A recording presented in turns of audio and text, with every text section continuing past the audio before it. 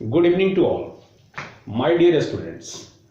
आज से मैं आपका लास्ट चैप्टर सेमीकंडक्टर फिजिक्स से स्टार्ट करने जा रहा हूं। आप इस चैप्टर में इलेक्ट्रॉनिक्स के बारे में पढ़ोगे, ठीक है। इलेक्ट्रॉनिक्स जो कि फिजिक्स का एक बहुत इंपॉर्टेंट ब्रांच है, जिसमें हम ऐसी चीज़ों के बारे में पढ़ते हैं जिसके आधार पे बहुत तरह के आजकल का जो मॉडर्न युग में जो तरह तरह के अप्लायंसेज, इलेक्ट्रॉनिक अप्लायंसेज आप देखते हो, इलेक्ट्रॉनिक गैजेट्स आप देखते हो, जैसे कि हमारा मोबाइल फ़ोन ही हुआ जिसमें मैं आपके लिए वीडियो रिकॉर्ड कर रहा हूँ। ये एक इलेक्ट्रॉनिक डिवाइस है, कंप्यूटर एक इलेक्ट्रॉनिक डिवाइस है। ऐसे तमाम तरह के इलेक्ट्रॉनिक अप्लायंसेज से आप परिचित हैं। तो इस चैप्टर में सेमीकंडक्टर फिजिक्स में या यूँ कहो कि इलेक्ट्रॉनिक्स में हम लोग ऐसे डिवाइसेस के बारे में, हालांकि सबके बारे में तो नहीं, कुछ ऐसे बेसिक डिवाइसेस के बारे में हम जानेंगे जो इलेक्ट्रॉनिक डिवाइसेस हैं, जो फंडामेंटल बेसिक इलेक्ट्रॉनिक डिवाइसेस हैं। और गैजेट्स के बारे में तो अभी नहीं पढ़ेंगे, लेकिन जैसे कुछ इलेक्ट्रॉनिक डिवाइसेस जैसे डायोड्स हुए, ट्रांजिस्टर्स हुए, तो ट्रांजिस्टर्स तो अब आपके सिलेबस से हटा दिया गया है, इसलिए हम डायोड्स पर अपनी स्टडी को लिमिट करेंगे। तो सबसे पहले वहाँ तक पहुँचना एक लंबी कहानी है। सबसे पहले हम जानें कि इलेक्ट्रॉनिक्स में हम पढ़ते क्या हैं। तो इलेक्ट्रॉनिक्स फिजिक्स का वो ब्रांच है जिसमें हम ऐसे डिवाइसेस के बारे में हम पढ़ते हैं, ठीक है, जिसमें हम इलेक्ट्रॉन्स के कंट्रोल फ्लो पर आधारित होते हैं। इलेक्ट्रॉन्स जो है वो सभी तरह के इलेक्ट्रॉनिक गैजेट्स की क्या है, बैकबोन है, ठीक है। और ये जो इलेक्ट्रॉन है, इसके मोशन को यदि हम कंट्रोल कर सकें, इसके वेलोसिटी को कंट्रोल कर सकें, इसकी मोशन की डायरेक्शन को यदि हम कंट्रोल कर सकें, इसकी संख्या को यदि हम कंट्रोल कर सकें, तो हम बड़े इंपॉर्टेंट गैजेट्स बना सकते हैं, ठीक है। तो ऐसे डिवाइसेस को जो इलेक्ट्रॉन्स के कंट्रोल फ्लो पर आधारित हैं, जो इलेक्ट्रॉन्स के कंट्रोल मोशन पर बेस्ड हैं, ऐसे गैजेट्स को, ऐसे डिवाइसेस को हम इलेक्ट्रॉनिक डिवाइसेस कहते हैं। और फिजिक्स के जिस ब्रांच में ऐसे डिवाइसेस की बातें उठती हैं उसको हम इलेक्ट्रॉनिक्स कहते हैं। सेमीकंडक्टर फिजिक्स इसलिए नाम है क्योंकि ये पाया गया है कि ये जो मोशन, इलेक्ट्रॉन्स की मोशन को, उसकी संख्या को, उसकी डायरेक्शन को कंट्रोल करने का जो हम प्लान कर रहे हैं, ये पाया गया है कि कुछ सेमीकंडक्टर मटेरियल्स जो हैं उनमें ये काम बड़ी आसानी से किया जा सकता है। और ये सेमीकंडक्टर मटेरियल्स भी जो हैं ये तमाम तरह के होते हैं। तुम पाओगे कि intrinsic semiconductor, extrinsic semiconductor, N type semiconductor, P type semiconductor, ठीक है। और ये तमाम तरह के जो सेमीकंडक्टर मटेरियल्स हैं ये एलिमेंटल स्टेज में भी पाए जा सकते हैं, आपके वो क्या कहते हैं, मॉलिक्यूलर स्टेज में भी पाए जा सकते हैं, इनऑर्गेनिक मॉलिक्यूल्स के रूप में पाए जा सकते हैं, ऑर्गेनिक मॉलिक्यूल्स के रूप में भी पाए जा सकते हैं। हालांकि हम लोग अपनी स्टडी को कंफाइन करेंगे ज़्यादातर एलिमेंटल स्टेज की सेमीकंडक्टर मटेरियल्स पर, और हम देखेंगे कि कैसे इन सेमीकंडक्टर्स में जो इलेक्ट्रॉन्स हैं उनकी मोशन को हम कंट्रोल कर सकते हैं, उनकी संख्या पर हमारा नियंत्रण हो सकता है, या और किसी भी प्रकार का यदि चार्ज कैरियर्स मौजूद है, जैसे एक पॉजिटिव चार्ज कैरियर के रूप में होल जैसा एक कॉन्सेप्ट आता है जिसकी चर्चा हम लोग करेंगे। तो इलेक्ट्रॉन्स नेगेटिव चार्ज कैरियर्स होंगे और होल्स पॉजिटिव चार्ज कैरियर्स की तरह ट्रीट किए जाएंगे तो सेमीकंडक्टर डिवाइसेस में। तो ये वो डिवाइसेज हैं जिसमें हम चार्ज कैरियर्स की संख्या पर कंट्रोल कर सकते हैं, उसकी डायरेक्शन को हम कंट्रोल कर सकते हैं डिजायरेबल वे में, ठीक है। और अगर हम ऐसा कर सकते हैं, अगर ऐसा इनके साथ कर पाते हैं, तो इनकी मदद से हम बहुत तरह के इलेक्ट्रॉनिक गैजेट्स, इलेक्ट्रॉनिक डिवाइसेस हम बना सकते हैं। किस तरह के डिवाइसेस? मैंने नाम लिया, डायोड्स होते हैं। डायोड्स कई प्रकार के होते हैं। डायोड्स यानी कि एक ऐसा डिवाइस जिसमें दो इलेक्ट्रोड्स हों, इसलिए डायोड, दो मतलब दो, जिसमें हो दो इलेक्ट्रोड्स जिसमें लगे हो। ट्रांजिस्टर्स, उसमें एक तरह से उसको ट्रायोड भी कह सकते हो, उसमें 3 इलेक्ट्रोड्स होते हैं, इसलिए ट्रांजिस्टर कहा जाता है। तो ये जो डायोड्स हैं ये खुद ही तमाम तरह के हैं। अब डायोड्स में तुम्हारे क्रिस्टल डायोड है जिसका इस्तेमाल हम क्या करते हैं, तो एसी को डीसी में बदलने के लिए करते हैं एज रेक्टिफायर, उसको यूनिडायरेक्शनल बनाने के लिए एसी करंट जो डायरेक्शन रिवर्स करते रहता है certain regular interval of time के बाद, तो उसकी डायरेक्शन को हम एक फिक्स करने के लिए उस सेंस में डीसी बनाने के लिए हम कर सकते हैं, जिसको हम रेक्टिफायर कहते हैं। तो डायोड का रेक्टिफाइंग एक्शन होता है। डायोड्स का इस्तेमाल हम वोल्टेज रेगुलेटर के रूप में कर सकते हैं। हम लोग जीनर डायोड के बारे में जानेंगे, उसका इस्तेमाल जो हम एक किसी पर्टिकुलर डिवाइस को एक कांस्टेंट डीसी वोल्टेज सब देने के लिए हम कर सकते हैं। तो डायोड का इस्तेमाल जो है वोल्टेज रेगुलेटर के रूप में भी किया जाता है। तो मैं light emitting diode, LED bulbs वगैरह जो हम यूज़ करते हैं, ठीक है, सिर्फ बल्ब के रूप में इस्तेमाल नहीं होता है। एलईडी जो है वो लाइट इमिटिंग डायोड जिसको कहते हैं, ये भी एक तरह का डायोड है। तो इसका इस्तेमाल जो है कम्युनिकेशन में भी किया जाता है। किस रूप में भाई? तो एलईडी के रूप में किया जाता है, जो लाइट या रेडिएशन इमिट करने का काम करता है, एक सर्टेन फ्रीक्वेंसी का, एक सर्टेन वेवलेंथ का, ठीक है। फिर फोटो डिटेक्टर्स होते हैं, फोटो डायोड्स होते हैं, जो एलईडी का जस्ट उल्टा काम करते हैं। जब हम लोग जानेंगे तो जानेंगे। डायोड्स का इस्तेमाल जो है हम सोलर सेल्स के रूप में हम पीएन जंक्शन का इस्तेमाल कर सकते हैं। तो सेमीकंडक्टर मटेरियल्स जो हैं उनका जो जंक्शन है, अब जानेंगे कि जंक्शन का मतलब क्या होता है। तो उनका जंक्शन भी जो है वो ही बड़ा इंपॉर्टेंट रोल प्ले करता है। उसी की मदद से जो है हम ये सारे खेल खेल पाते हैं, और ये सभी तरह के डायोड्स जो है डिफरेंट टाइप से बना पाते हैं। और ये सेमीकंडक्टर में जो पी और एन टाइप के सेमीकंडक्टर्स होंगे, उनका जंक्शन जो है एक ऐसा रोल प्ले करता है कि उसको एक खास तरह से अरेंज किया जाए, उसमें तो अरेंजमेंट बनाया जाए, उसको एक खास तरह की शक्ल दी जाए। तो वो जंक्शन पर यदि सनलाइट गिरे तो उसमें चार्ज कैरियर्स जो हैं आइसोलेट होने लगते हैं, और एक पोटेंशियल डिफरेंस जो है क्रिएट हो जाता है, जिसका हम इस्तेमाल जो है इलेक्ट्रिसिटी प्रोड्यूस करने के लिए कर सकते हैं। यानी कि सोलर सेल्स के रूप में इन सेमीकंडक्टर जंक्शंस का इस्तेमाल हम कर सकते हैं।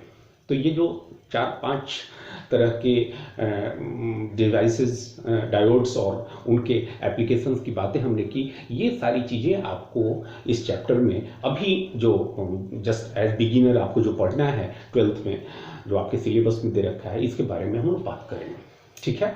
तो जैसा मैंने कहा कि electronics is the branch in which we study about electronic gadgets, electronic devices, and electronic devices are such devices which works on the control flow of electrons। और control flow of electrons का थोड़ा सा मतलब मैंने बताया कि if we can manage, we can control the number of electrons, if we can control the number of any other charge carrier like holes present in the used in the electronic device, electronic gadget, ठीक है।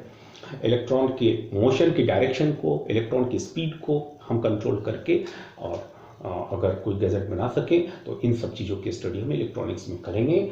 और ये चीज़ें, ये जो electron के motion को control करने की बात है, ये कुछ सेमीकंडक्टर मटेरियल्स में जो है बड़ी आसानी से हो सकती है। ये पाया गया, ये रियलाइज़ किया गया कोई 1930 में, कि कोई कितना हो गया 90 ईयर्स बैक, ये रियलाइज़ किया गया कि सेमीकंडक्टर मटेरियल्स जो होते हैं उनमें ये काम बड़ी आसानी से किया जा सकता है। उनके अंदर जो मौजूद इलेक्ट्रॉन्स हैं, उनकी मोशन को, उनकी डायरेक्शन को, उनकी स्पीड को, उनके नंबर्स को बड़ी आसानी से हम मैनेज कर सकते हैं। कैसे मैनेज करेंगे, सारी कहानी आगे पढ़ेंगे। लेकिन सबसे पहले सेमीकंडक्टर मटेरियल्स होते क्या हैं?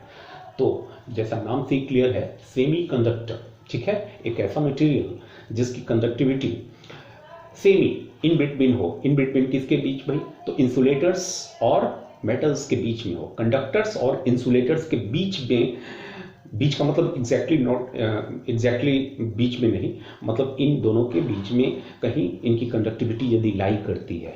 तो हम सबसे पहले हम लोग ये जाने classification of solids basis of electrical properties. तो इलेक्ट्रिकल प्रॉपर्टीज के बेसिस पे हम सॉलिड्स को 3 ग्रुप में बांट सकते हैं, 3 तरह से क्लासिफाई कर सकते हैं, 3 कैटेगरी में, मेटल्स, इंसुलेटर्स एंड सेमीकंडक्टर्स, ठीक है।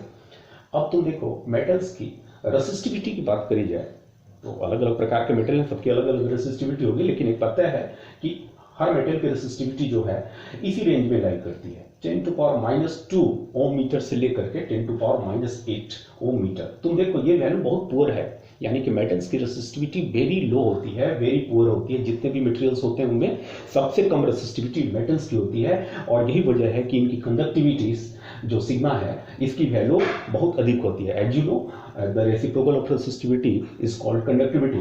तो ये कंडक्टिविटी जो है इसका उल्टा यानी 10⁻² से लेकर के 10⁻8 साइमेन पर मीटर या मोह पर मीटर कह सकते हो, ठीक है, साइमेन पर मीटर होती है। इस रेंज में इनकी कंडक्टिविटी होती है। तो metals are good conductors of electricity because they have good conductivity and very poor resistivity, ठीक है। तो आपसे ये इस रेंज के बारे में एक नंबर का क्वेश्चन पूछ सकता है, कई बार पूछा गया है, ठीक है। तो अब दूसरी कैटेगरी में इंसुलेटर्स आते हैं। इंसुलेटर्स जैसे जानते हो जो इलेक्ट्रिसिटी को जरा भी कंडक्ट नहीं करते हैं, तो इनकी रेसिस्टिविटी की बात करें तो करीब ये of the order of 10⁸ ohm metre, very very high resistivity होती है। अब इतनी हाई रेसिस्टिविटी होगी तो कहाँ से कंडक्टिविटी बनेगी, कहाँ से कंडक्ट करेंगे। तो इतनी पुअर 10⁻⁸ साइमेन पर मीटर ये इनकी कंडक्टिविटी होती है, वेरी वेरी पुअर। बात समझ रहे हो ना। इनमें कोई फ्री चार्ज कैरियर्स पाए ही नहीं जाते हैं। मेटल्स में फ्री इलेक्ट्रॉन्स पाए जाते हैं जो कंडक्टिविटी के लिए रिस्पॉन्सिबल होते हैं। आगे हम लोग जानेंगे कि क्यों मेटल्स के अंदर फ्री इलेक्ट्रॉन्स हैं जो कंडक्टिविटी के लिए रिस्पॉन्सिबल हैं। इंसुलेटर्स में फ्री इलेक्ट्रॉन्स क्यों नहीं है, ऑन द बेसिस ऑफ जो वैलेंस बैंड थ्योरी है, जो बैंड एनर्जी डायग्राम है, उसके आधार पर हम लोग पढ़ेंगे। उसका पीरियड, उसका लेक्चर मैं कल या परसों में तैयार करूँगा। तो इंसुलेटर्स की कहानी तुम देख रहे हो कि insulators have very poor conductivity and very very high resistivity, ठीक है। तो ये रेंज याद रखना। एक नंबर का क्वेश्चन, एक नंबर से ज़्यादा का नहीं आता इस पर बेस, लेकिन एक नंबर तक का क्वेश्चन आ जाता है। सेमीकंडक्टर्स जिसकी बात हम करने जा रहे हैं, जो मतलब बैकबोन है पूरी सेमीकंडक्टर फिजिक्स की, जो पूरी इलेक्ट्रॉनिक्स की जो आत्मा है, जो बैकबोन है, रीढ़ की हड्डी है, वो है सेमीकंडक्टर्स। सेमीकंडक्टर्स की रेसिस्टिविटी की बात करें तो 10⁻0 यानी 1 से लेकर 10⁵ ओम मीटर के रेंज में होती है। तुम देखो इंसुलेटर्स की 10⁸ होती है रेसिस्टिविटी, वेरी वेरी हाई। अब सेमीकंडक्टर की रेसिस्टिविटी अप टू 10⁵ होती है, जो इससे हजारों गुना कम है, हजारों गुना कम है, ठीक है। लेकिन मेटल से अगर तुलना करें तो ये हजारों गुना ज्यादा है। तुम देखो मेटल्स की तुलना में ये रेसिस्टिविटी बहुत ज्यादा है। तो सेमीकंडक्टर्स वो हैं, ऐसे मटेरियल्स हैं जिनकी रेसिस्टिविटी जो है in between metals and insulator like करती है। तुम देखो ये रेंज इन दोनों रेंज के बीच में लाइक करता है। नेचुरली इसकी कंडक्टिविटी जो होगी 10⁻⁵ से लेकर इसकी कंडक्टिविटी भी कोई बहुत अच्छी नहीं होती है, लेकिन हाँ इंसुलेटर से तो बेहतर होती है, क्योंकि इंसुलेटर्स की कंडक्टिविटी देखो 10⁻⁸, इनकी कंडक्टिविटी से तो 1000 गुनी बढ़िया है, ठीक है। तो सेमीकंडक्टर मटेरियल्स वो हैं जिनकी कंडक्टिविटी मेटल्स और इंसुलेटर्स के बीचों बीच करीब करीब लाई करती है, इन बिटवीन लाई करती है, मतलब कि थोड़ा बहुत ये कंडक्ट कर सकते हैं, ठीक है। यही वो मटेरियल्स हैं जो इलेक्ट्रॉनिक डिवाइसेस बनाने के काम आते हैं। यही वो मटेरियल्स हैं जिनके अंदर हम इलेक्ट्रॉन्स की या और भी किसी प्रकार का चार्ज कैरियर, जैसा मैंने नाम लिया अभी समझाया नहीं डिटेल, एक दूसरे प्रकार का चार्ज कैरियर आएगा जिसको हम होल्स, पॉजिटिव चार्ज कैरियर्स के रूप में जानेंगे। तो उनको यही वो मटेरियल्स हैं जिसके अंदर हम इलेक्ट्रॉन्स या होल्स जो हैं चार्ज कैरियर्स के रूप में, negative and positive charge carriers के रूप में, इनकी संख्या को कंट्रोल करके, इनके नंबर्स को कंट्रोल करके, इनके डायरेक्शंस को कंट्रोल करके, इनकी स्पीड को कंट्रोल करके हम तमाम तरह के इलेक्ट्रॉनिक गैजेट्स बना सकते हैं, ठीक है। ये दोनों हमारे उतने काम के नहीं है, इलेक्ट्रॉनिक डिवाइसेस के लिए ये दोनों काम के नहीं है। ये सेमीकंडक्टर्स जो हैं, ये बात समझ रहे हो ना, इन बिटवीन वाले। ये भी पाया गया है कि ये जो बीच वाले जो होते हैं ना, इनकी बड़ी अच्छी क्वालिटी होती है। ये जो बीच के नस्ल के हैं, ठीक है, जो बीच इन बिटवीन वाले होते हैं, इनकी अच्छी क्वालिटी होती है। खैर ज़्यादा डिटेल नहीं दूंगा, मैं क्लास में कभी डिस्कस करेंगे, रेगुलर क्लासेज जब चलेंगे। तो ये जो सेमीकंडक्टर मटेरियल्स हैं, तो तुम जान गए कि इनकी कंडक्टिविटी मेटल्स और इंसुलेटर्स के बीच लाई करती है। ये मटेरियल्स जो हैं एलिमेंटल स्टेज में पाए जा सकते हैं, जैसे वो जो पीरियोडिक टेबल में तुम्हारा जो कार्बन खानदान का जितना मेंबर है वो सबके सब सेमीकंडक्टर्स हैं, ठीक है। क्यों? क्योंकि ना ही उनके पास वो सब टेट्राहेड्रल, वो उनकी वैलेंसी जो है टेट्रा वैलेंसी होती है, उनकी जो वैलेंस इलेक्ट्रॉन्स की संख्या है वो 4 है। वो न इलेक्ट्रॉन्स को दे सकते हैं पूरी तरह से, न इलेक्ट्रॉन्स ले सकते हैं, ठीक है। तो वो शेयर करते हैं, शेयर करके दूसरे के साथ अपने ही जैसे दूसरे एटम्स के साथ मिलजुल करके कंबाइन होकर के और कैटेनेशन प्रॉपर्टी के तहत वो क्या करते हैं कि बड़े बड़े क्रिस्टल्स का फॉर्मेशन करते हैं। और इनके बारे में केमिस्ट्री में तुम अच्छी तरह जानते हो, लेकिन यहाँ जो कुछ हमें पढ़ना है हमारी स्टडी उस पर फोकस रहेगी। तो ये जो सेमीकंडक्टर्स हैं ये सिर्फ एलिमेंटल स्टेज में ही नहीं हो सकते हैं। अब एलिमेंटल स्टेज में उसी पीरियोडिक टेबल के उस खानदान में, कार्बन वाले खानदान में आ जाओ, कार्बन, सिलिकॉन, जर्मेनियम और जो भी है मुझे याद नहीं है उसके बाद वाले मेंबर्स का, ये सब के सब क्या है जिसमें सिलिकॉन जर्मेनियम बड़े काम के होते हैं। इन्हीं की मदद से हम ये इलेक्ट्रॉनिक गैजेट्स जो हैं या डायोड्स वगैरह ज़्यादातर बनाते हैं और ट्रांजिस्टर्स वगैरह में उनका इस्तेमाल सबसे ज़्यादा होता है। तो सिलिकॉन और जर्मेनियम जो है एलिमेंटल स्टेज के वो सेमीकंडक्टर्स हैं जो बड़े काम की चीज़ हैं और जो इलेक्ट्रॉनिक डिवाइसेस बनाने के काम आते हैं। लेकिन कोई जरूरी नहीं कि एलिमेंटल स्टेज में और भी है, क्या कहते हैं वो कंपाउंड स्टेज में हो सकते हैं, इनऑर्गेनिक कंपाउंड के रूप में हो सकते हैं, जैसे इंडियम फॉस्फाइड होता है एक केमिकल इंडियम फॉस्फाइड, ठीक है। ये इनऑर्गेनिक मटेरियल है आपका, इनऑर्गेनिक कंपाउंड के रूप में जो है पाया जाने वाला सेमीकंडक्टर मटेरियल। गैलियम आर्सेनाइड के बारे में सुना होगा सर, GaS गैलियम आर्सेनाइड, ये भी जो है कंपाउंड स्टेट में पाया जाता है। तो इस तरह से और ऑर्गेनिक कुछ ऑर्गेनिक पॉलीमर्स भी हैं जो सेमीकंडक्टिंग प्रॉपर्टी शो करते हैं, ठीक है।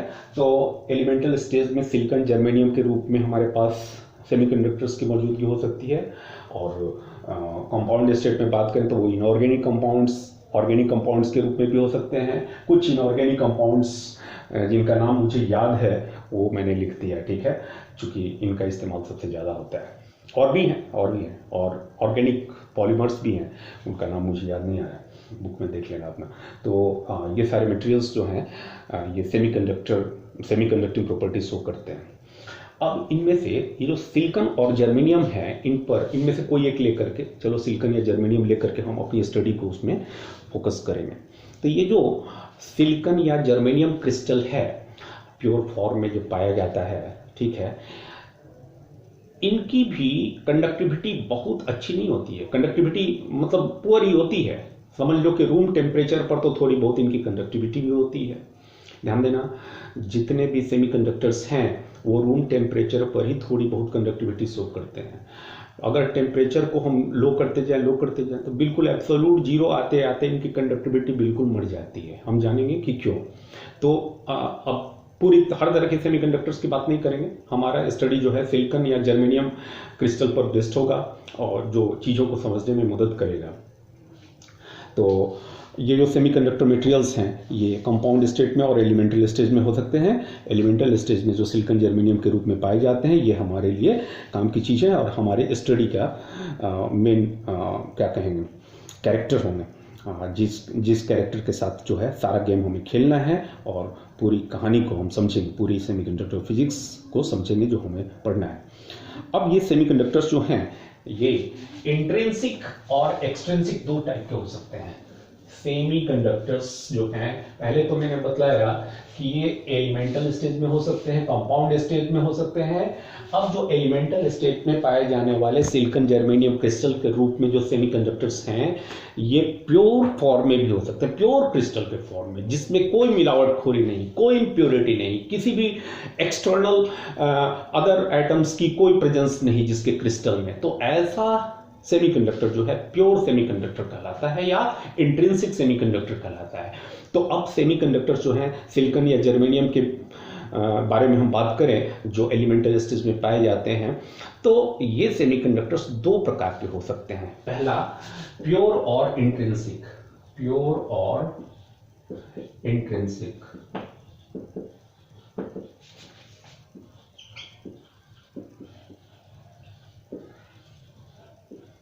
कंडक्टर, और दूसरा एक्सट्रिंसिक सेमीकंडक्टर, एक्सट्रिंसिक सेमीकंडक्टर, ठीक है।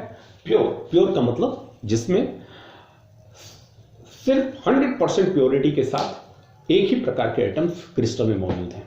ठीक है, अगर सिलिकॉन का कोई क्रिस्टल है तो उसमें सिर्फ और सिर्फ सिलिकॉन के ही एटम्स हैं, किसी भी प्रकार का एडिशन नहीं, किसी भी दूसरे प्रकार के एलिमेंट का। ठीक है, 100% सिर्फ और सिर्फ सिलिकॉन के। अगर जर्मेनियम का क्रिस्टल है तो ओनली जर्मेनियम के ही एटम्स उसमें मौजूद हैं। और जैसा कि तुम जानते हो सिलिकॉन, जर्मेनियम ये सब चूंकि वो 4th ग्रुप से आते हैं, इनकी वैलेंसी 4 होती है, तो ये कैटेनिज्म प्रॉपर्टी से क्या करते हैं, अपने ही समान दूसरे एटम्स के साथ, दूसरे सिमिलर एटम्स के साथ सिलिकॉन सिलिकॉन सिलिकॉन सिलिकॉन जो है वो टेट्राहेड्रली बॉन्डेड होते हैं। ठीक है, और टेट्राहेड्रली का मतलब क्या होता है अच्छी तरह तुम जानते हो केमिस्ट्री में। वैसे ही जर्मेनियम जो है, जर्मेनियम एटम्स जो हैं क्रिस्टल के अंदर, अपने क्रिस्टल में जब प्योर फॉर्म में होंगे तो वो टेट्राहेड्रली बंधे हुए हैं। ठीक है, तो ये जो सिलिकॉन या जर्मेनियम प्योर एलिमेंटल स्टेज में है, तो यदि इसमें किसी भी प्रकार की मिलावटखोरी नहीं हो, किसी भी प्रकार का इम्प्योरिटी इनमें प्रेजेंट ना हो, तो ऐसे सेमीकंडक्टर्स को हम प्योर सेमीकंडक्टर्स या इंट्रिंसिक सेमीकंडक्टर कहते हैं। ठीक है, एक दूसरे प्रकार का सेमीकंडक्टर है, क्योंकि प्योर सेमीकंडक्टर जो है या इंट्रिंसिक सेमीकंडक्टर भी कोई खास काम की चीज नहीं होती है, क्योंकि इनमें जो चार्ज कैरियर्स हैं, जो भी इलेक्ट्रॉन्स या होल्स हम देखेंगे, उनकी संख्या भी बहुत कम होती है, 10⁻16 पर क्यूबिक मीटर।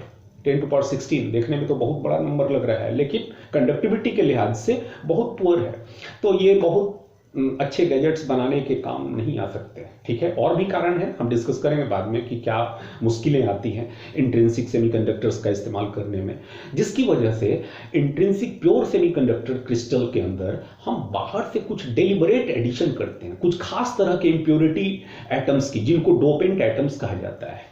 तो चूंकि प्योर सेमीकंडक्टर क्रिस्टल्स में चूंकि ये काम की बहुत ज़्यादा चीज़ होती नहीं है, तो इनके अंदर जब हम बाहर से बहुत थोड़ी मात्रा में जानबूझ करके फॉरेन इम्प्योरिटी एटम्स की, जिनकी वैलेंसी जो है कार्बन, ये सिलिकॉन जर्मेनियम की वैलेंसी जो 4 होती है उसके आसपास ही हो, यानी कि ट्राईवैलेंट हो सकता है या कोई पेंटावैलेंट इम्प्योरिटी एटम्स हो सकती है, उनके साथ यदि बहुत थोड़ी मात्रा में इन क्रिस्टल में अगर मिलावटखोरी कर दी जाए, मेरा मतलब 1 ppm, 1 पार्ट्स पर मिलियन, 2 पार्ट्स पर मिलियन, मतलब 10 लाख एटम में एक एटम अगर मिलावट कर दी जाए, इन इम्प्योरिटी एटम्स की 2 एटम की मिलावट कर दी जाए, और ये हमारे नियंत्रण में है, ये कितनी मिलावट हम करेंगे, कितनी मात्रा में, ये हमारे कंट्रोल में होगा। ठीक है, तो यानी कि इनकी जो कंडक्टिविटी है जो बढ़ेगी, उस पर हमारा नियंत्रण होगा। तो होता क्या है कि जब हम बाहर से एक डेलिबरेट एडिशन करते हैं इन पेंटावैलेंट या ट्राईवैलेंट इम्प्योरिटी एटम्स की प्योर या इंट्रिंसिक सेमीकंडक्टर सिलिकॉन या जर्मेनियम क्रिस्टल के अंदर, जिस मेथड से भी किया जाता है, वो उन मेथड्स को हम बाद में डिस्कस करेंगे, तो उसके कारण इनकी कंडक्टिविटी में बहुत अधिक उछाल आ जाता है। ऐसा इसलिए होता है क्योंकि इनके अंदर जो फ्री चार्ज कैरियर्स है उनकी संख्या में बहुत अधिक उछाल आता है। तो जो charge carriers semiconductor, pure semiconductors में मौजूद थे पहले से रूम टेम्परेचर पर थोड़े बहुत, वो जिस थर्मल जनरेशन के कारण मौजूदगी थी, हम डिस्कस करेंगे उसको भी, तो उनकी संख्या बहुत लिमिट होने के कारण इनमें बाहर से जब मिलावटखोरी करी जाती है पेंटावैलेंट या ट्राईवैलेंट इम्प्योरिटी एटम्स की, तो उसके कारण इनके अंदर चार्ज कैरियर्स की संख्या बहुत अधिक बढ़ जाती है। अब चार्ज कैरियर्स, जैसा मैंने बताया, नाम लिया कि इलेक्ट्रॉन्स के रूप में हो सकता है नेगेटिव चार्ज कैरियर, होल्स के रूप में हो सकता है पॉजिटिव चार्ज कैरियर्स, तो हम पाएंगे कि इन दोनों तरह के चार्ज कैरियर्स की संख्या में काफी चेंजेज आ जाते हैं, काफी उछाल आ जाता है, और इसकी वजह से इन सेमीकंडक्टर्स की कंडक्टिविटी कई गुनी बढ़ जाती है। और चूंकि बाहर से जो हमने डेलिबरेट एडिशन किया है उसकी मात्रा पर हमारा नियंत्रण है, इसलिए इनके अंदर ये जो फ्री चार्ज कैरियर्स इलेक्ट्रॉन्स और होल्स के रूप में होंगे, इनकी संख्या भी हमारे नियंत्रण में होती है, यानी कि we can control the number of charge carriers. बात समझ रहे हो ना? तो बाहर से डेलिबरेट एडिशन जो हम करेंगे जानबूझ करके pentavalent impurity atoms like nitrogen, like arsenic, या trivalent impurity atoms like boron, aluminium, जो हम डोपिंग करेंगे, मिलावटखोरी के प्रोसेस को डोपिंग कहा जाता है टेक्निकली, तो उसके कारण जो चार्ज कैरियर्स की संख्या में भारी उछाल आएगा, मतलब in the numbers of holes and electrons जो काफी इंक्रीमेंट होगा, उसके कारण ये सेमीकंडक्टर्स की कंडक्टिविटी कई गुनी बढ़ जाती है, और अब वो हमारे लिए काम की चीज बन जाती है और उसकी मदद से अब हम बहुत तरह के गैजेट्स, डायोड्स, ट्रांजिस्टर्स वगैरह बना करके और उससे बहुत ही उपयोगी चीजें हम बना सकते हैं। ठीक है, तो इसीलिए एक्सट्रिंसिक सेमीकंडक्टर की बात उठती है। तो प्योर सेमीकंडक्टर्स यानी कि जिसमें किसी भी प्रकार की मिलावट नहीं है, ठीक है, बता चुका हूं मैं। और जिनको हम एक्सट्रिंसिक सेमीकंडक्टर कहते हैं वो ऐसे सेमीकंडक्टर्स जिनमें जानबूझकर थोड़ी मिलावटखोरी करी जाती है। पेंटावैलेंट या ट्राइवैलेंट इंप्योरिटी एटम्स की बड़ी थोड़ी मात्रा में मिलावटखोरी करी जाती है। किसके साथ? सिलिकॉन, जर्मेनियम जैसे क्रिस्टल्स, प्योर क्रिस्टल्स के साथ। और ऐसा करने से क्या होता है? चार्ज कैरियर्स की संख्या बहुत अधिक बढ़ जाती है और इसकी वजह से कंडक्टिविटी जो है इनकी बहुत अधिक बढ़ जाती है। और अब ये सेमीकंडक्टर एक्सट्रिंसिक सेमीकंडक्टर कहलाते हैं और ये हमारे लिए अब बड़े काम की चीज हो जाते हैं, जिनकी मदद से हम बड़ी useful devices like diodes and transistors बना सकते हैं और उसका उपयोग हम बहुत तरह के डिवाइसेस को, इलेक्ट्रॉनिक गैजेट्स को बनाने में और सर्किट्स को बनाने में कर सकते हैं। समझ में आ रही बात? तो एक्सट्रिंसिक सेमीकंडक्टर मतलब मिलावटखोरी वाले, इम्प्योर। एक्सट्रिंसिक मतलब इम्प्योर सेमीकंडक्टर्स। इम्प्योर सेमीकंडक्टर्स मतलब जिसमें बाहर से डेलिबरेट, जानबूझकर एडिशन किया गया हो। इंट्रिंसिक सेमीकंडक्टर्स में बाहर से पेंटावैलेंट या ट्राइवैलेंट इंप्योरिटी एटम्स की जानबूझकर के थोड़ी मात्रा में, बहुत अल्प मात्रा में मिलावटखोरी कर दी जाती है। 1 ppm 2 ppm इतना काफी है। इसकी वजह से इनकी कंडक्टिविटी में बहुत उछाला जाता है और अब वो हमारे लिए बहुत ही यूजफुल हो जाते हैं और उनकी मदद से हम बहुत तरह के डिवाइसेस बना सकते हैं। लेकिन अब सबसे पहले हम समझते हैं प्योर सेमीकंडक्टर्स जो होते हैं, इंट्रिंसिक सेमीकंडक्टर्स, ये क्या होते हैं और इनकी कंडक्टिविटी की मैकेनिज्म क्या है, ये कैसे कंडक्ट करते हैं। ठीक है, तो ध्यान देना, प्योर या इंट्रिंसिक सेमीकंडक्टर्स की कंडक्टिविटी क्यों होती है और इसमें जो किस प्रकार के चार्ज कैरियर्स मौजूद रहते हैं और वो कैसे इलेक्ट्रिकल कंडक्टिविटी के लिए रिस्पॉन्सिबल होते हैं और कैसे इलेक्ट्रिसिटी को कंडक्ट करते हैं। तो सबसे पहले चलो लेते हैं, सिलिकॉन क्रिस्टल का इस्तेमाल करते हैं, सिलिकॉन क्रिस्टल की मदद लेते हैं इस कंडक्टिविटी को समझने के लिए। तो सबसे पहले सिलिकॉन क्रिस्टल में, जैसे मैंने बताया, इनकी वैलेंसी 4 होती है, तो अगल बगल में सिलिकॉन के साथ वो मिल करके और टेट्राहेड्रली ये क्या करेगा, एक क्रिस्टल फॉर्म करेगा और ये अपने पड़ोस के दूसरे सिलिकॉन एटम्स के साथ इस तरीके से कनेक्ट होगा टेट्राहेड्रली, एक एक इलेक्ट्रॉन शेयर करते हुए बहुत सारे कोवैलेंट बॉन्ड्स बनाएगा। ठीक है, और यहां भी ले लो। ठीक है,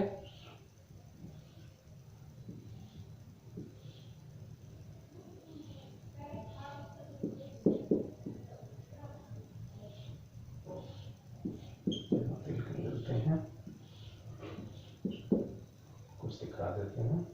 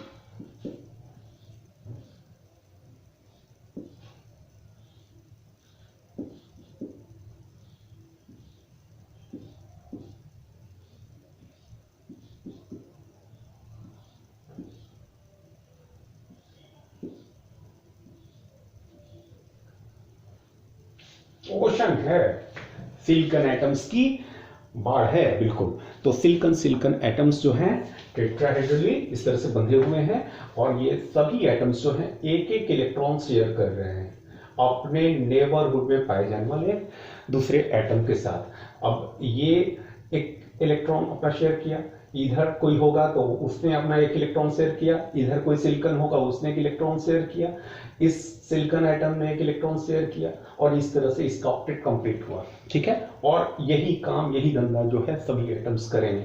तो सब में आप इलेक्ट्रॉन्स दिखा दें, ये सभी कोवैलेंट बॉन्ड्स वाले इलेक्ट्रॉन्स हैं जो बॉन्ड बना करके हैं। फ्री इलेक्ट्रॉन्स इसमें ऑर्डिनरली नहीं पाए जाते हैं, स्पेशली एब्सोल्यूट जीरो टेम्परेचर पर -273 डिग्री सेल्सियस पर किसी भी प्रकार के फ्री इलेक्ट्रॉन्स इसमें नहीं पाए जाते हैं, जिसके कारण एब्सोल्यूट जीरो टेम्परेचर पर सेमीकंडक्टर्स की कंडक्टिविटी जो है जीरो होती है। ये जरा भी कंडक्ट नहीं करते हैं। ये डॉट डॉट में क्या दिखा रहा हूं, इलेक्ट्रॉन्स दिखा रहा हूं। तो ये इलेक्ट्रॉन्स तुम सब के सब देखो, सब बॉन्ड में बने हुए हैं, सब बॉन्डेड इलेक्ट्रॉन्स हैं। None of them is free, कोई भी आजाद नहीं है किसी भी प्रकार का फ्री इलेक्ट्रॉन। जैसे कि आजादी होती है तुम्हारे मेटल्स के केस में, बहुत सारे वैलेंस बैंड वाले वैलेंस इलेक्ट्रॉन्स जो है फ्री हो जाते हैं, जिसकी वजह से उनमें अच्छी खासी फ्री इलेक्ट्रॉन्स की संख्या होती है जो कंडक्टिविटी के लिए रिस्पॉन्सिबल होती है। बट सेमीकंडक्टर्स में इसके विपरीत एब्सोल्यूट जीरो टेम्परेचर पर किसी भी प्रकार के चार्ज कैरियर्स इलेक्ट्रॉन्स के रूप में या और किसी होल्स के रूप में जो है मौजूद नहीं होते। तो अब यहां हम समझने जा रहे हैं कि जो सेमीकंडक्टर मटेरियल है सिलिकॉन क्रिस्टल के रूप में, जो सिलिकॉन जो एटम्स हैं टेट्राहेड्रली जो बंधे हुए हैं दूसरे एटम्स के साथ, एक्चुअल स्ट्रक्चर ऐसा, ये तो समझाने के लिए आपको एक्चुअल स्ट्रक्चर आप लोग देख रहे हैं यूट्यूब पे, सिलिकॉन के वो टेट्राहेड्रल स्ट्रक्चर जो है वो थोड़ा सा कॉम्प्लिकेटेड है, that is not so simple. ठीक है, ये समझाने के लिए आपके लिए। तो इस तरह से जो है सिलिकॉन का एक क्रिस्टल है। अब इस क्रिस्टल में तुम देख रहे हो कि प्रत्येक एटम ने अपने 4 इलेक्ट्रॉन अदर 4 नेबरहुड एटम्स के साथ, नेबरिंग एटम्स के साथ वो शेयर किए हुए हैं, और सबने अपना अपना ऑक्टेट कंप्लीट किया है। तो ये जो सेमीकंडक्टर क्रिस्टल है सिलिकॉन, ये या जर्मेनियम, सबकी बात एक ही है, सबकी बनावट ऐसी है। तो ये इनमें तुम देखो कोई भी इलेक्ट्रॉन फ्री नहीं है। ठीक है, ध्यान देना, मैंने एक भी इलेक्ट्रॉन फ्री नहीं दिखाया है। क्यों? क्योंकि मैं बात कर रहा हूं एब्सोल्यूट जीरो टेम्परेचर पर। ध्यान देना, एब्सोल्यूट जीरो टेम्परेचर पर ये सभी बॉन्ड्स इंटैक्ट रहते हैं, सभी इलेक्ट्रॉन्स अपने कोवैलेंट बॉन्ड के अंदर ही रहते हैं। लेकिन जैसे जैसे टेम्परेचर हम इंक्रीज करते हैं, तो ये जो बहुत सारे, ये जो ओशन है सिलिकॉन एटम्स का और ओशन है इलेक्ट्रॉन्स का, इसमें से कुछ बॉन्ड्स, चूंकि हर बॉन्ड की एनर्जी एक समान नहीं होती है, बॉन्ड में पाए जाने वाले प्रत्येक इलेक्ट्रॉन की एनर्जी एक समान होती नहीं है। ठीक है, आगे हम लोग जब वो सॉलिड स्टेट की जो बैलेंस बैंड थ्योरी पढ़ेंगे तो उसमें हम लोग जानेंगे कि बैलेंस बैंड में ही मौजूद सभी इलेक्ट्रॉन्स की एनर्जी लेवल एक समान नहीं होती है। तो कुछ इलेक्ट्रॉन्स हाईली एनर्जाइज्ड होते हैं पहले से।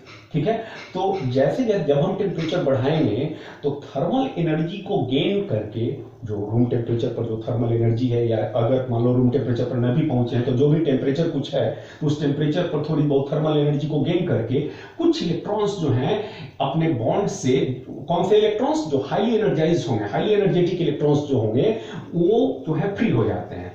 तो ध्यान देना, एब्सोल्यूट जीरो टेम्परेचर पर सभी बॉन्ड्स इंटैक्ट होते हैं, एक भी इलेक्ट्रॉन फ्री नहीं होता, जिसकी वजह से किसी भी प्रकार का चार्ज कैरियर सेमीकंडक्टर में मौजूद नहीं होता। एब्सोल्यूट जीरो टेम्परेचर यानी -273 डिग्री सेल्सियस पर, 0.15 डिग्री सेल्सियस पर, और जिसकी वजह से एक सेमीकंडक्टर मटेरियल जो है इंसुलेटर की तरफ बिहेव करता है। तो एब्सोल्यूट जीरो टेम्परेचर पे -273 डिग्री सेल्सियस पे सभी सेमीकंडक्टर्स जो हैं इंसुलेटर्स की तरह एक्ट करते हैं, ये जरा भी कंडक्टिविटी शो नहीं करते हैं।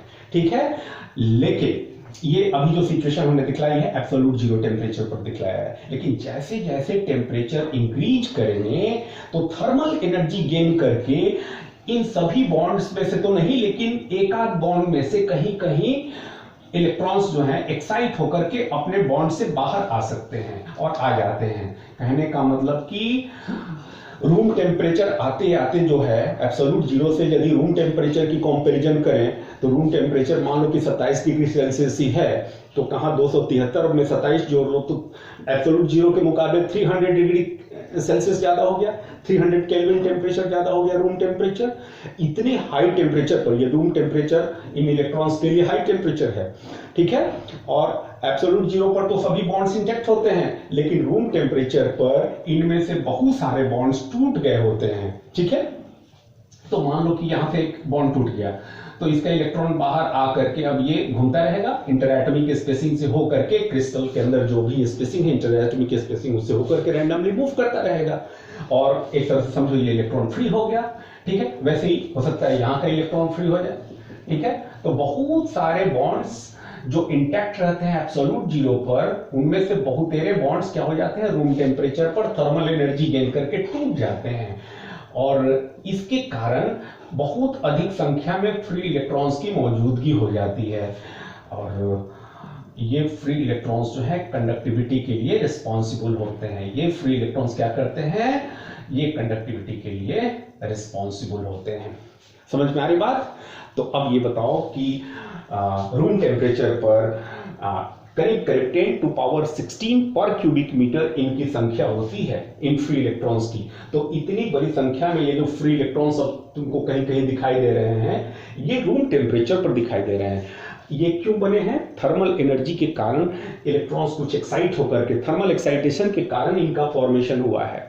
समझ रहे हो बात? अच्छा, मत भूलो कि जिन जगह से इन इलेक्ट्रॉन्स की ब्रेकिंग हुई है उन जगह पर क्या होगा, यहां एक वैकेंसी क्रिएट हो गई, एक तरह की एक इलेक्ट्रॉन डेफिशिएंट साइड क्रिएट हो गया। जैसे मान लो ये इलेक्ट्रॉन जो है इस सिलिकॉन एटम का था, तो इसका एक इलेक्ट्रॉन एक तरह से फ्री हो गया, तो इस पर एक पॉजिटिव चार्ज डेवलप कर जाएगा, एक पॉजिटिव चार्ज डेवलप कर दिया। यहां से एक इलेक्ट्रॉन उखड़ा है, तो यहां पर इस एटम पर एक पॉजिटिव चार्ज डेवलप कर जाएगा, ठीक है। और एक तरह का वॉइड बन गया, एक तरह की एब्सेंस ऑफ इलेक्ट्रॉन हो गई, एक तरह की डेफिशिएंसी ऑफ इलेक्ट्रॉन हो गई, एक तरह की क्या डेफिशिएंसी ऑफ इलेक्ट्रॉन ही है। तो इस वॉइड को जो एक पॉजिटिव चार्ज की तरह है, इसको होल कहा जाता है। इन वॉइड्स को हम क्या कहते हैं, ये होल्स कहलाते हैं। होल हो गया, ये होल हो गया। तो तुम देखो आगे हम लोग समझेंगे कि ये होल्स भी जो हैं ये मूव करते हैं। कैसे मूव करेंगे, ये इसकी एक अलग ही कहानी है। तो सबसे पहले जहां जहां से इलेक्ट्रॉन्स उखड़े पड़े हैं वहां वहां क्या दिखाओगे, एब्सेंस ऑफ इलेक्ट्रॉन, और वहां पर डेफिशिएंट साइड ऑफ इलेक्ट्रॉन जो होगा वहां उसके कारण एक नेट पॉजिटिव चार्ज डेवलप हो जाएगा। तो जहां जहां ऐसे मतलब मान लो कि लाखों में एक एटम से भी एक इलेक्ट्रॉन भी निकला, तो एक क्रिस्टल के अंदर बहुत सारे एटम्स होते हैं, उनमें से न जाने कितने मिलियंस इलेक्ट्रॉन्स फ्री हो गए। लेकिन एक बात है, जितने इलेक्ट्रॉन्स फ्री हुए, जितने फ्री इलेक्ट्रॉन्स मौजूद हैं, उतने ही इलेक्ट्रॉन डेफिशिएंट साइट्स भी मौजूद हो जाएंगे, जिनको हम होल्स कहते हैं। तो जितने इलेक्ट्रॉन्स उतने ही होल्स की मौजूदगी हो जाएगी। तो प्योर सेमीकंडक्टर में रूम टेम्परेचर पर थर्मल एनर्जी के कारण, थर्मल एक्साइटेशन के कारण जो बहुत सारे कोवेलेंट बॉन्ड्स टूटते हैं, इनकी वजह से मान लो कि टोटल नंबर ऑफ इलेक्ट्रॉन्स इनमें फ्री इलेक्ट्रॉन्स Ne है, नंबर ऑफ फ्री इलेक्ट्रॉन्स इतने हो गए, तो नंबर ऑफ होल्स भी इतने ही होंगे। नंबर ऑफ होल्स की संख्या, होल्स जो कि पॉजिटिव चार्ज कैरियर्स की तरह बिहेव करेंगे, ये जो इलेक्ट्रॉन डेफिशिएंट साइट्स हैं यहाँ पर, ये इलेक्ट्रॉन डेफिशिएंट साइट्स जो होल्स की तरह, जिनका नाम होल है, ये पॉजिटिव चार्ज कैरियर्स की तरह बिहेव करेंगे। तो इन दोनों की संख्या रूम टेम्परेचर पर क्या होती है, इक्वल होती है। Number of electrons and number of holes intrinsic semiconductors में किसी भी टेम्परेचर पर बराबर होते हैं, इक्वल होते हैं, ठीक है। प्योर सेमीकंडक्टर में ध्यान देना, इंट्रिंसिक या प्योर सेमीकंडक्टर में पहली बात कि एब्सोल्यूट जीरो पर किसी प्रकार के होल से इलेक्ट्रॉन नहीं पाए जाते हैं, लेकिन रूम टेम्परेचर पर कुछ थर्मल एक्साइटेशन की वजह से इलेक्ट्रॉन्स और होल्स फॉर्म होते हैं, तो उन दोनों की संख्या इक्वल होती है। समझ में आ रही बात? अब देखो कि ये मूव कैसे करते हैं। जब हम मान लो कि एक इलेक्ट्रिक फील्ड सेटअप कर दें, सपोज करो कि ये एक नेगेटिव प्लेट है, ये एक पॉजिटिव प्लेट हम लेते हैं, पॉजिटिव प्लेट लेते हैं, पॉजिटिवली चार्ज प्लेट लेते हैं, कंडक्टिंग प्लेट लेते हैं। तो तुम देखो एक इलेक्ट्रिक फील्ड सेटअप हो गई इधर की ओर, इस डायरेक्शन में एक इलेक्ट्रिक फील्ड सेटअप हो गई। तो ये बता, मान लो कि एक सेमीकंडक्टर क्रिस्टल है, सिलिकॉन क्रिस्टल, इसमें इस डायरेक्शन में यदि इसको हमने इलेक्ट्रिक एक्सटर्नल इलेक्ट्रिक फील्ड में यदि हम प्लेस कर दिए तो होगा क्या, इस डायरेक्शन में चूंकि इलेक्ट्रिक फील्ड सेटअप हुए, तो जितने भी फ्री इलेक्ट्रॉन्स हैं वो सभी फ्री इलेक्ट्रॉन्स इधर को ड्रिफ्ट करने लगेंगे, अप्लाइड फील्ड के अपोजिट डायरेक्शन में ड्रिफ्ट करने लगेंगे, जिसके कारण एक तरह का करंट इस डायरेक्शन में फ्लो होगा। किस डायरेक्शन में? अलोंग द फील्ड, ठीक है। फील्ड के डायरेक्शन में एक तरह का इलेक्ट्रॉनिक करंट फ्लो होगा, क्योंकि फील्ड के अपोजिट डायरेक्शन में जितने भी इलेक्ट्रॉन्स, फ्री हुए इलेक्ट्रॉन्स हैं, ये सब इधर की ओर मूव करने लगेंगे। ये इलेक्ट्रॉन इधर की ओर ड्रिफ्ट करने लगेगा, ये इलेक्ट्रॉन इधर की ओर मूव करेगा, और जहां कहीं भी होंगे ये, ठीक है। तो इलेक्ट्रॉन्स फील्ड के अपोजिट डायरेक्शन में जो ड्रिफ्ट करने लगेंगे, इसकी वजह से क्या होगा कि एक तरह का करंट डेवलप कर जाएगा, जिसको हम इलेक्ट्रॉनिक करंट कहते हैं, जिसको हम IE से डिनोट करते हैं। समझ रहे हो बात?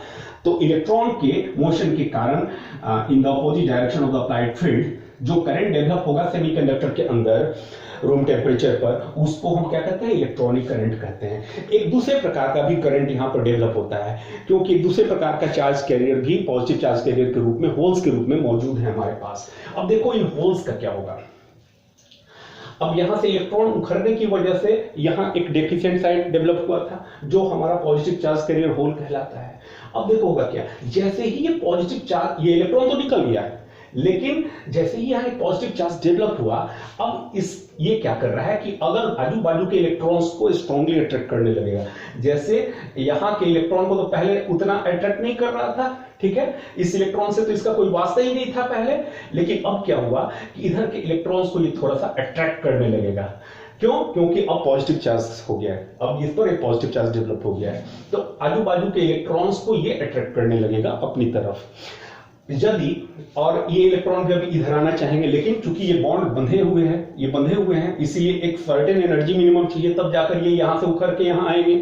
आना तो चाहता है ये इलेक्ट्रॉन भी यहां आना चाहता है, ठीक है, लेकिन इनके साथ दिक्कत क्या है, इनको जब तक सफिशिएंट एनर्जी नहीं मिलेगी, इनको बहुत अधिक फोर्स से जब तक खींचा नहीं जाता, बिल्कुल उखाड़ ही नहीं दिया जाता यहां से, तब तक ये यहां नहीं पहुंच सकते, ठीक है। लेकिन ये चाहता है कि इनको खींच ले अपनी ओर, अपने नेबरहुड में मौजूद जो बॉन्ड्स के अंदर जो इलेक्ट्रॉन्स मौजूद हैं, उनको ये वैकेंसी जो है, ये जो होल है, ये अपनी ओर अट्रैक्ट करना चाहता है, अट्रैक्ट करके अपनी ओर लाना ही चाहता है, ठीक है। एक तो पहले से टेंडेंसी बन गई इन इलेक्ट्रॉन्स पर, ये पुलिंग फोर्स अप्लाई करने लगा अट्रैक्शन का।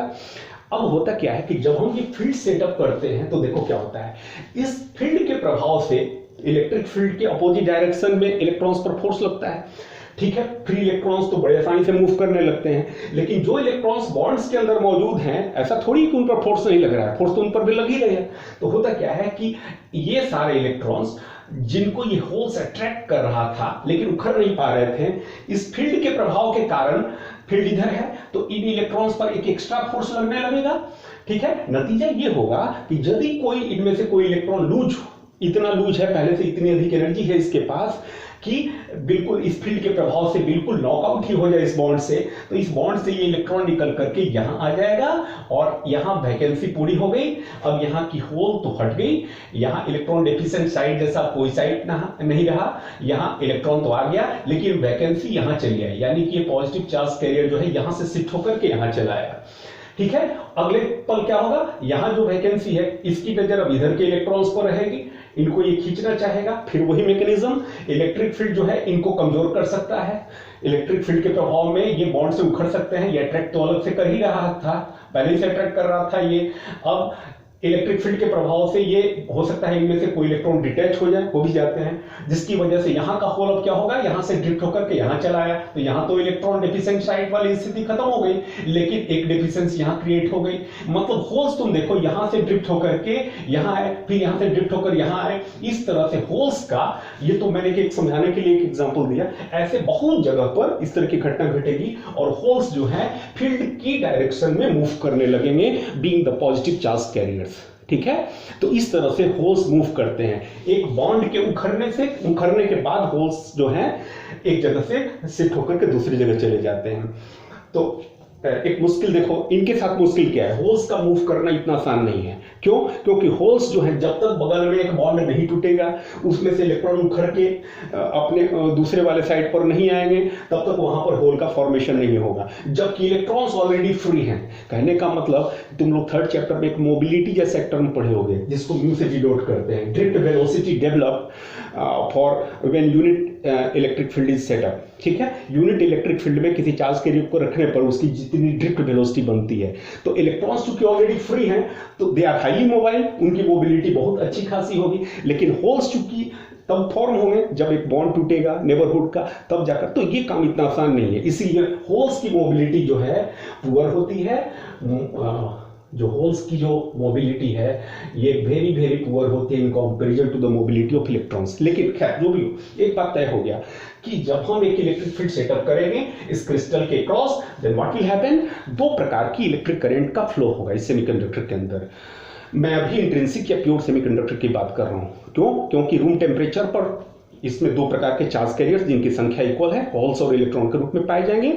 होल्स इलेक्ट्रॉन्स तो बड़े आसानी से मूव करेंगे, इनकी मोबिलिटी अच्छी खासी है तो फ्री होने की वजह से, और उसके कारण करंट जो है फील्ड के लॉन्ग कैसे क्यों फ्लो होगा ये हमने बता दिया।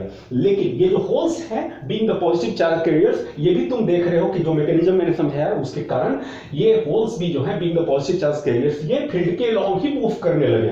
तो इस तरह से इलेक्ट्रॉन्स और होल्स दोनों के कारण जो करंट फ्लो होगा, ध्यान देना यहाँ होल्स का भी, होल के कारण भी फ्लो होगा करंट और इलेक्ट्रॉन के कारण तो करंट फ्लो होगा। तो दो कारणों से यहां करंट का फ्लो होगा, दोनों की डायरेक्शन सेम होगी अलोंग द अप्लाइड फील्ड। तो I is equal to I plus H, I H, यानी कि किसी सेमीकंडक्टर के अंदर जो नेट करंट का फ्लो होता है due to the flow of two kinds of charge carriers, electrons के फ्लो के कारण इलेक्ट्रॉनिक करंट और होल्स के फ्लो के कारण, होल्स की मूवमेंट के कारण होल करंट।